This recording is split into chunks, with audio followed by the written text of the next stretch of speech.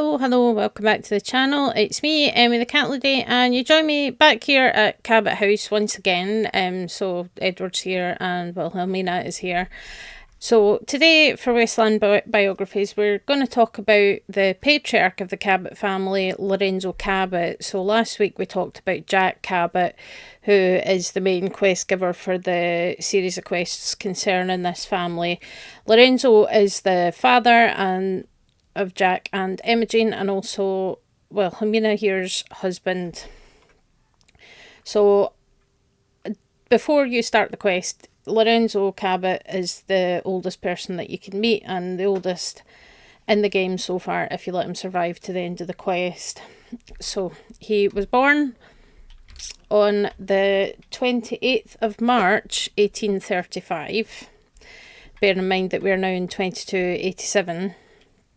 Interestingly, so he's been around for a long time, and he was an archaeologist and interested particularly in ancient civilizations. So he had all these theories about sort of basically non-human precursor civilizations that occupied the earth before humanity evolved, essentially. So you can see he's got quite a collection of relics and things in the house here. So he had these theories about all these pre-human ancient civilizations that were here before, kind of like aliens essentially, that were here before humanity evolved. But his theories were treated with scorn by both his peers and his son Jack. And we can find his journal that gives us a bit of detail about the expedition to the Rub al-Khali desert in Arabia in the Middle East, which was the search for the lost city of Ubar and to find proof of his theories. So if you come to the house, once you have kind of befriended the family, you get all access to the house, and we've got his journal here which we can have a look at. So this was his expedition. So Thursday, 8th February 1894, off Cape Cod aboard SS Wakeful. I'm finally away. Imogen and Wilhelmina came to see me off. Imogen begging me not to go as usual. Poor girl. She takes these partings hard. Jack wasn't there. Of course, he thinks I'm making a laughing stock of the whole family with these expeditions, has no time for what he calls ancient superstitions. No matter, this time I'll return with proof that even Jack will not be able to deny. And then we go to Saturday, the 10th of February 1894, in the Atlantic aboard SS Wakeful. So he's on his way across the pond.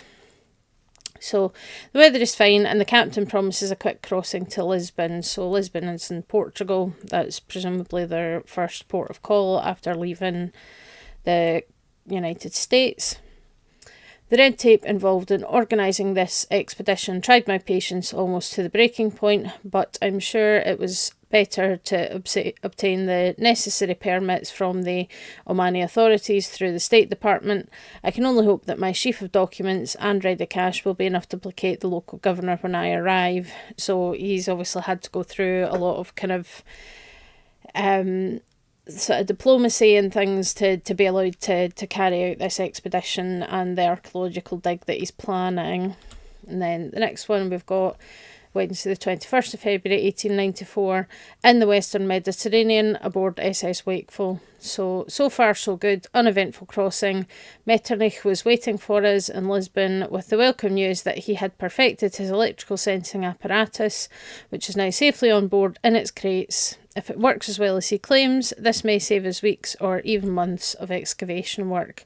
So yeah, he's meeting up with a colleague, Metternich, which is a very German sounding name. So it's possible that this guy is based in Europe, but they're colleagues from, across the Atlantic, which is kind of interesting. Monday, 5th March 1894, Suez, Egypt. Still waiting to finish hiring our team of diggers. I am beside myself with impatience to be on my way. We're so close now, but I know from long experience that we will have better luck with an experienced Egyptian team than relying on the locals. So they've hired people to do the archaeological dig in Egypt instead of people that are local to the desert in Arabia. And then Wednesday, 14th of March 1894, remember travel took a lot longer in those days, Salalah, Oman. At last, we docked yesterday and have been unloading at a feverish pace. Any more delays and we will be in danger of having to postpone until the summer heat is past. So that's obviously why I was in such a hurry, because we're in spring here, but things are obviously going to get quite hot in the desert. Friday, 16th of March, near Wadi Adam, Oman. I'm sorry, I'm terrible at pronouncing these things. But we're on our way. Nothing more stands in my way but the impenetrable desert and the secrets of the ages. Ha, I welcome those challenges.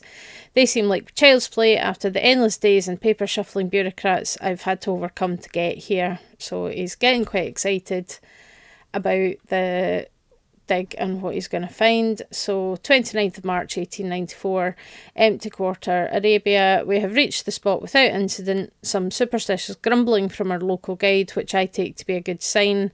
Tomorrow we will see if Metternich's apparatus works. If not, we begin digging in the traditional way. So they're testing out this guy's scanning apparatus that he's kind of invented. Then the 30th of March 1894, Metternich's apparatus has been bulky, sand in its delicate workings no doubt, but he has obtained a favourable reading in a depression to the south. Heat during the day is tremendous. We will set to work tomorrow and see what we see. Monday the 2nd of April. Nothing yet at the southern depression. Metternich swears that it wasn't a false reading. 2 more days and then I'll have to begin a search grid across the whole site, as disappointing as that will be. 3rd of April, the next day. Success. Late this afternoon, the diggers struck worked stone, apparently the edge of a large circular structure. More trouble from the guide. The wisdom of not hiring diggers locally now even more apparent, as they pay little attention to him. So yeah, it seems that the local people do have some superstition about this location. So that's why he chose to get people to dig that weren't from the local area. And then a few days later, Ubar, so he's basically decided they've found this lost city, so he's naming the location as this lost city that they've been looking for. I'm now convinced we've found Ubar itself. We've uncovered several fragmented inscriptions with runes that match the ancient texts. We've made excellent progress clearing a part of what appears to be a monumental plaza. Then 18th of April, so a week later, all work is stopped. Sandstorm, one of the worst I've ever experienced. We are huddled in our tents in the lee of one of the large outcroppings and must hope to ride it out. The darkness is complete, although it is mid-morning, so they've had to stop what they're doing because of a storm. The sandstorm's continuing like nothing anyone has ever seen. The guide is becoming very troublesome. Some of the diggers are beginning to listen to his wild tales of ancient curses and forbidden secrets. Even the normally phlegmatic Metternich is beginning to show signs of cracking under the strain. And then that's another day later.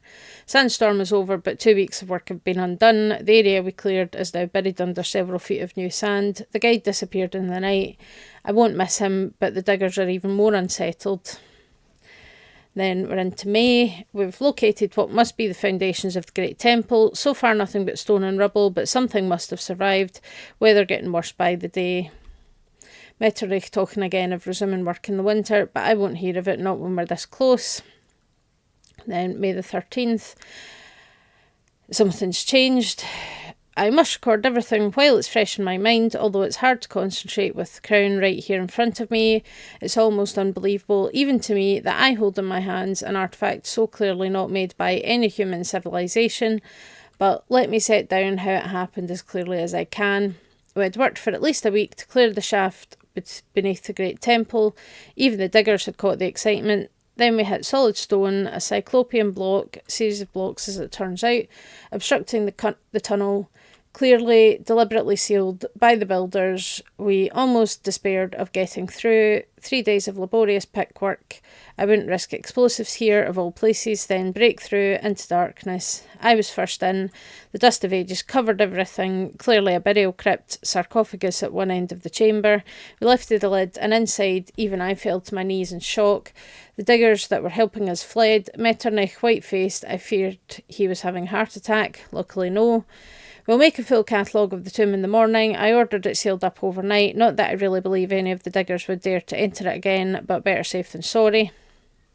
I removed only the crown, reverently, without disturbing the body or any of the other artefacts, and so, vindication, the crown waits, gleaming as if new made, although I know it is older than any human artefact ever uncovered. And then he's added another note later.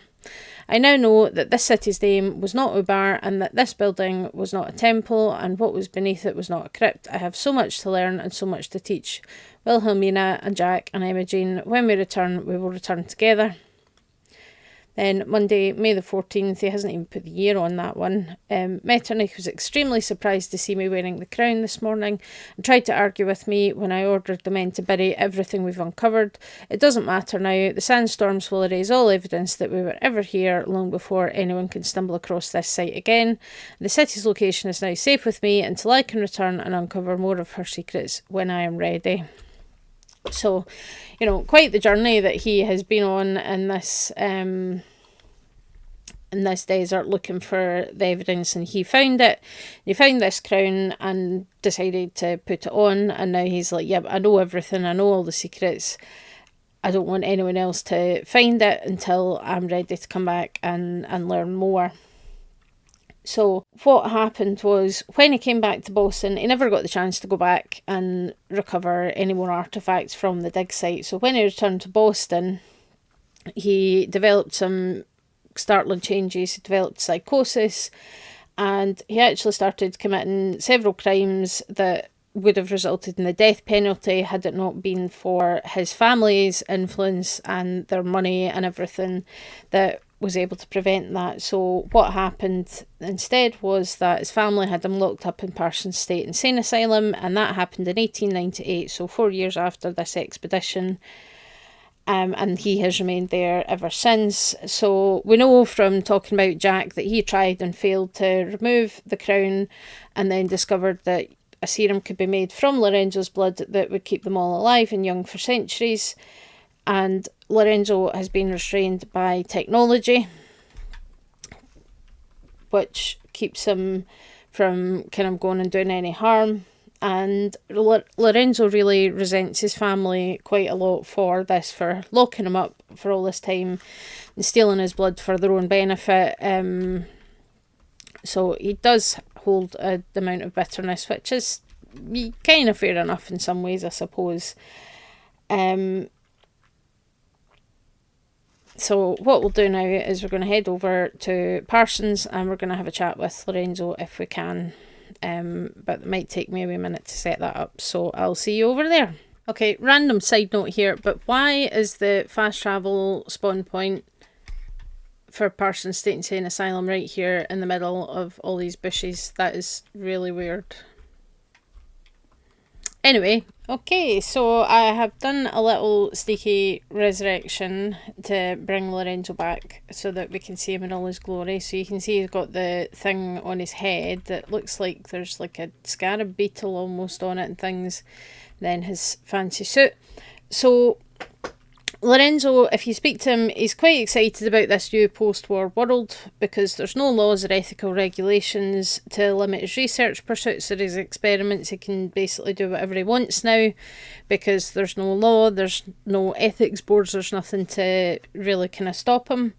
And during the quest, he begins to overcome the Abramelin field, which is what keeps his kind of psychic powers and things under control here, and stops him from being able to influence the outside world. But because he was beginning to overcome that, he was able to start influencing some raiders psychically, essentially, to do what he wants and to help set him free. So that's when you get brought here to help deal with that insurrection of raiders. So during the quest, you have the option of releasing Lorenzo from here and letting him kill the rest of his family, like Jack over there and his wife, and Imogen and Edward as well, I think, ends up dead. So you can let him kill all them, or you can decide to kill Lorenzo, and then that kind of puts the matter to bed. If you let him go free, he will gift you a dose of the mysterious serum, only one at a time, and it's on the proviso that you never sell it or give it to anybody else. So if you do this quest before you heal Andre in Far Harbour, he will give you the serum. But if you had done this quest first and then gone to Far Harbour and you use the mysterious serum on Andre, he won't give you any more.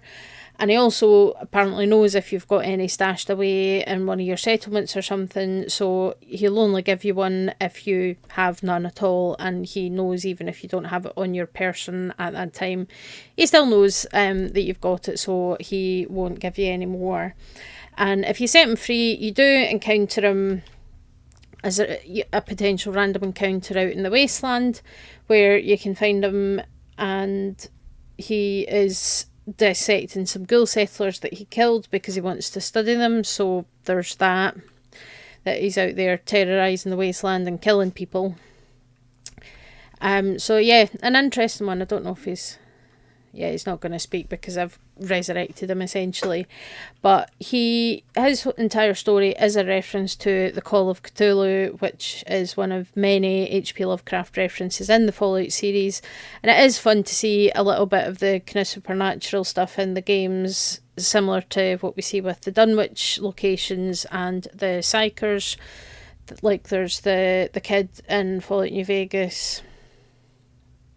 He's called the Forecaster, and he's supposed to have psychic abilities that he can see certain things. So I do like having a little bit of kind of supernatural stuff in there, and I think the story of this family is really quite interesting because, you know, people think it's unusual for anybody to survive the war, as in 2077.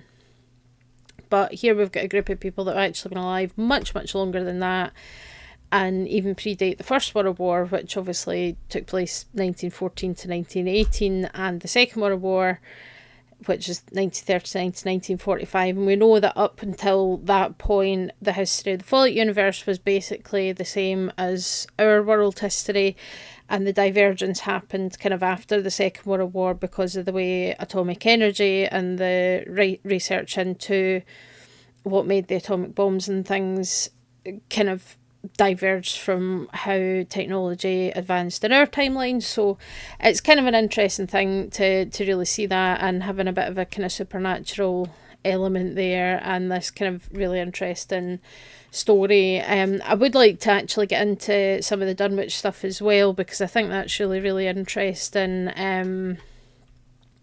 You know, I do love a good horror story, and I do find it all very fascinating that we have this, you know, that this guy has secretly been hiding under an asylum for 400 years, and nobody really knew that he was there. And then his family have, obviously, Jack says that he wanted to help his father and he wanted to save him, but he got kind of sidetracked by things, but they were taking his blood and using it to prolong their own lives, which Jack was using that to be able to further his research and to try and help his father, while his Wilhelmina and Imogen were just really doing it because they wanted to live forever. And, you know, that's kind of an interesting thing. But yeah, so that's Lorenzo's story. I think very interesting, you know, and he obviously had these theories and he wanted to prove to everybody that he was right, and he has proven that he was right about it,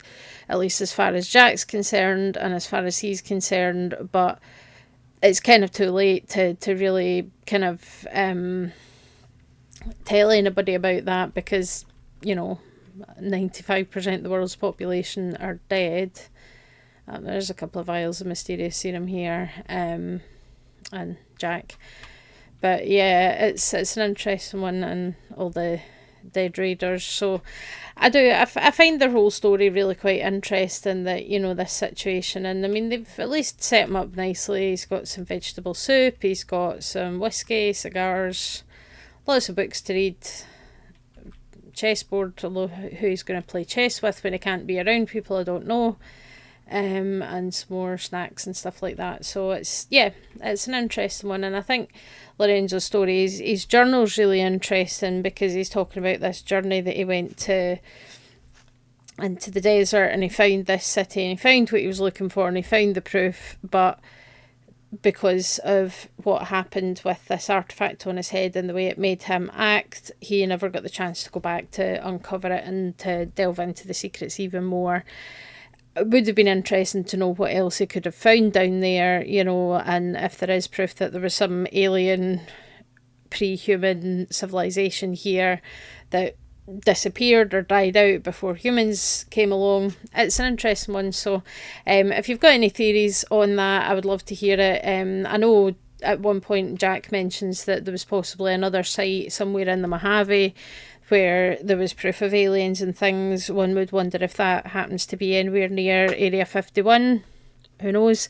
But I think it's quite an interesting thing to think about. And we know that we do see aliens in the games. You know, there is certainly occasions where we do come across aliens in these games, real aliens. So it's obviously something that's decided.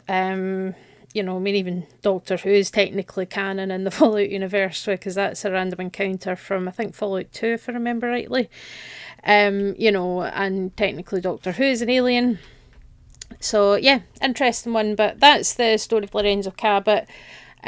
Just to tie in with what we talked about last week when we talked about his son Jack, and the story of the family is quite an interesting one. So hopefully you enjoyed that. If you've got any thoughts, any theories, I'd love to hear it. I'm always good to chat through ideas and theories and stuff like that. Let me know, and I'll see you all next time. Bye.